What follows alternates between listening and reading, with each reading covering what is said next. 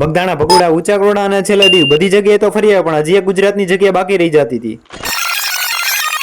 આની પેલાનો mini vlog તમે જોયું તો તમને ખબર હશે, અમે ગયેલા હતા ફરવા. આખો દિવસ ફર્યા ને રાત્રે ભૂખ લાગી ગઈ, હવે જમવાનું ગોતતા હતા. ઘરે લીધું તો એ નાસ્તો જ નકરો કર્યો, કઈ જેમાં તો નતા, એટલે સાંજે બહુ ભૂખ લાગી ગઈ હતી. 5 કલાક પછી ગાડીમાં જેમ તેમ નીંદર કરીને અમે 5 કલાક કાઢી નાખી. સવારમાં વેલી 3 વાગ્યામાં દીવથી પોગાડી દીધી ગાડી જુનાગઢ. 1 કલાક આરામ કર્યો ત્યાં તો ખબર પડી ગયું, જવારું થઈ ગયું, હું મોટું થઈને થઈ ગયો રેડી. મારી સાથે મારા મિત્રો હતા, મેં એને પૂછ્યું તમારે જુનાગઢ આવવું છે કે અમારે તો નથી આવવું, કે બધા થાકી ગયા, સુવામાંથી ઊંચા નથી આવતા.